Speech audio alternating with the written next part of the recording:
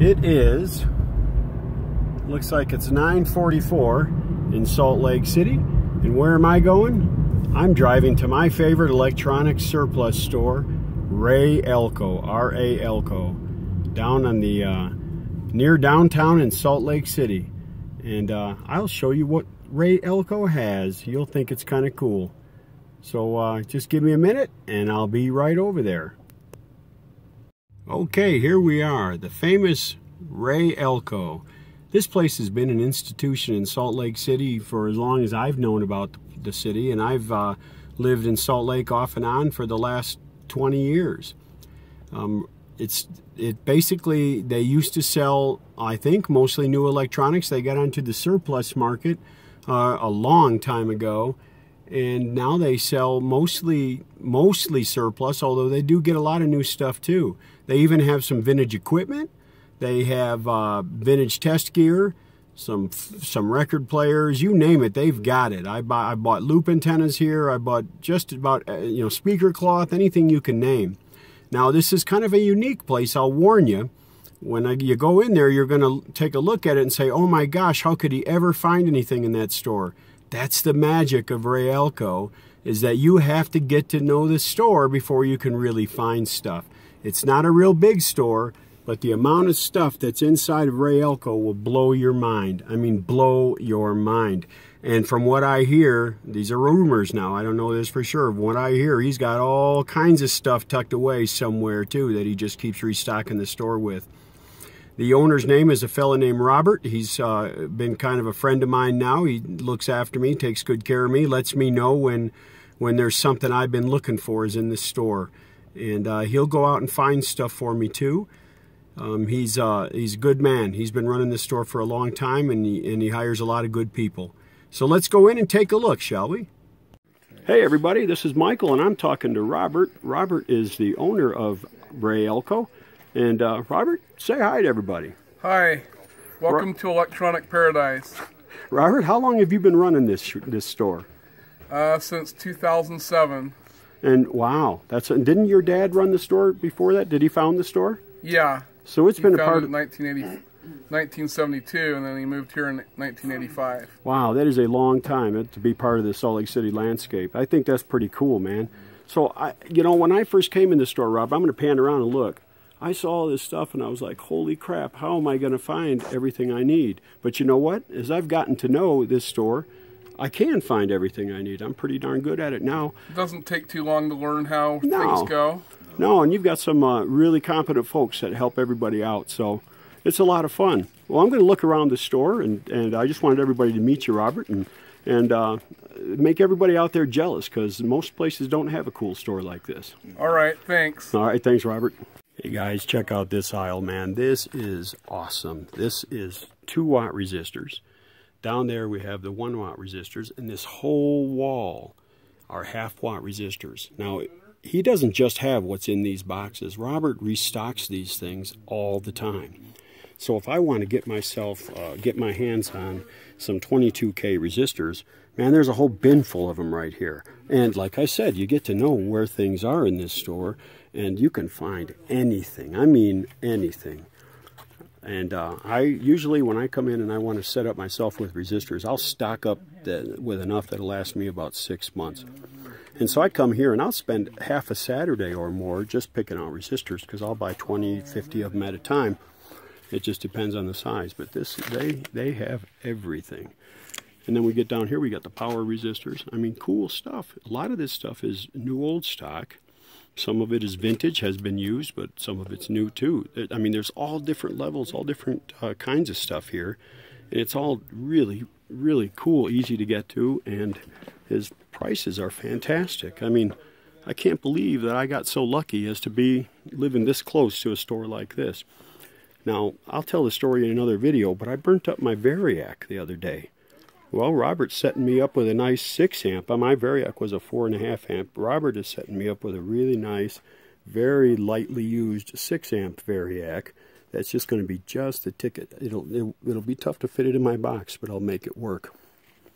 I mean, look at this cool stuff. Here's a couple of really big Variacs. I mean, there's some neat stuff. Let's take a little tour. So now we're looking at the quarter watt resistors. Yes, we have quarter watts too. Everything you could want. Both sides, man. I mean, everything. If you're doing small electronics, this is the place to be. I mean, he has silicone stuff too, and silicon stuff too. He has lots and lots of solid state components. Capacitors, check it out. We've got power resistors and capacitors. Now, you have to know where to look, and it takes a little bit of practice, but when you do, this place is really, really cool. So here we go. Now, I'm into vintage radios, so check this out.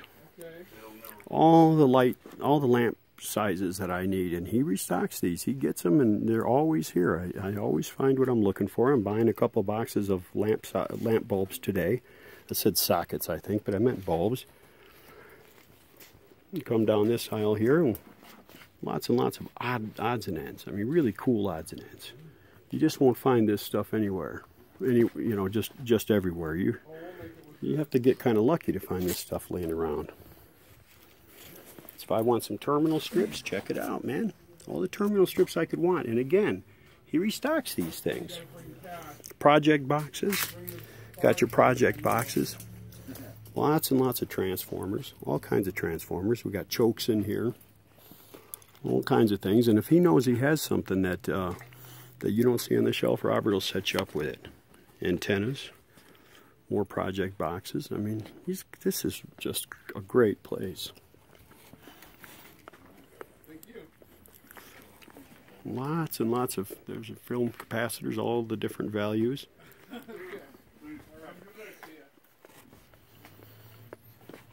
And here's where it gets tricky. If you're looking for capacitors, you kind of have to know where to look, because the organization doesn't, it makes sense to those of us that are in here all the time. Now, I get confused if something isn't where it always was, even if it wasn't necessarily where you'd expect it to if you'd never been here before.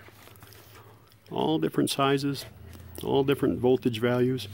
I mean, he's got everything you could want. You know, it's always, you know, you do a little bit of snooping, which is kind of cool, because I like the snooping part. And I like a bargain, and then bargains are what we get at Raelco. The guy treats us right. There's a lot of electronic folks in this town, and Robert takes good care of us.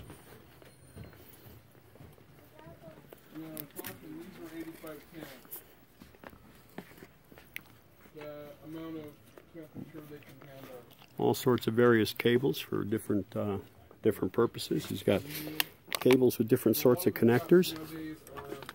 Sometimes I'll stumble on something that I didn't realize that he had, and that I remembered that I needed, and so I'll snatch it up when I do. A lot of times that happens with cables, because those oddball connectors that used to be on some of the earlier test gear, I don't even know what they're called, but every now and then I'll see something here with that sort of a connector on it, and I'll snatch it up. You can make your own connectors. Got some Molex stuff. It's just got everything. I mean, I could spend a day here, camp overnight, and spend the next day fully and still not see everything. You can again make your own connectors, lots of various connector parts. Got some oddball vintage electronic stuff. And sometimes you just have to kind of stumble on something and see something cool. So I have a lot of transistor radios. Some of those speakers would be good.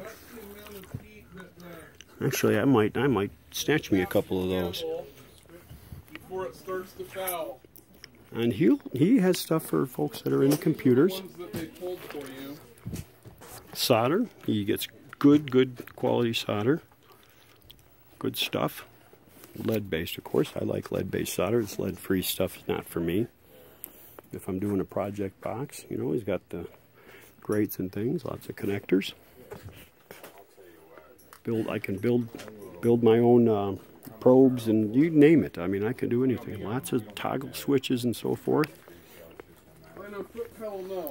When I build a project box, like I'm going to fix my Variac, I used a little 120 volt puffer fan to keep it cool. I got all that stuff here. Soldering supplies, of course, the Weller stuff, good stuff. Here's one of my favorite places. He has potentiometers here, all different size pots, and even some wafer switches, which I have actually bought some in the past and found them to be pretty useful. All different sizes of pots.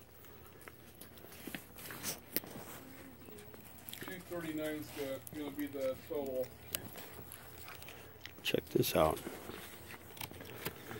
So when I build my boxes, I like to put nice American-made gauges in them, and Robert has a pretty healthy supply of those, and so I always come in here to get that stuff.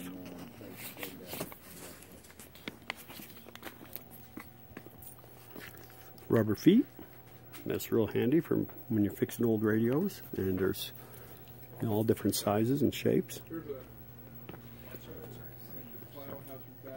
You name it, odds and ends like crazy.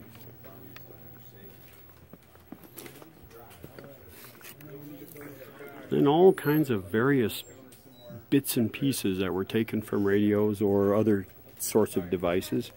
And you never know what you'll find, so every now and then a smart guy will come in here and just sort of look around. Bridge rectifiers. I didn't realize that box was there. I'll have to grab a couple of those. Real handy stuff. Check this out. I raided these boxes today. Got some tube sockets. Pretty handy if you're a ham guy. There's some crystals and coils and so forth and chokes in there, and that kind of stuff is useful. When you're assembling things, sometimes you need plastic screws and nuts, sometimes you need metal ones. Robert's got all those. And all the bits and pieces of hardware that make it easier. There's some shrink tubing. This is the adhesive line stuff. And then I raid this one all the time. This is one of my favorite spots. I buy this stuff 5, 10, 20 at a time. All different sizes, all different colors. The supply of chemicals that we need and what we do. And he has some test gear. Some of it's new, some of it's vintage. All different kinds of test gear.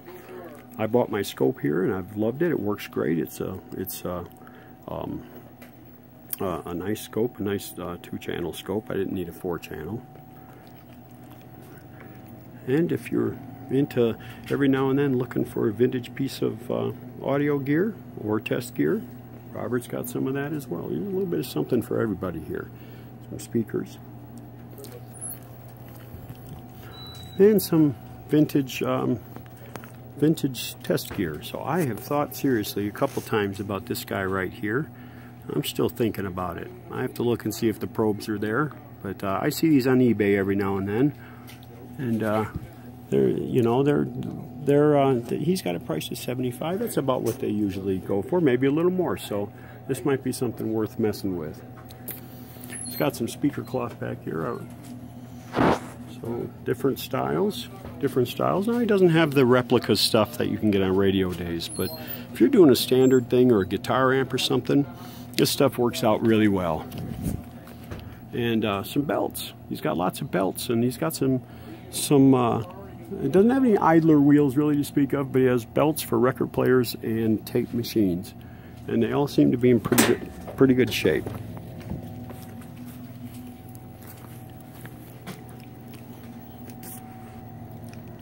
There's our scope. Sorry about the bad lighting, guys.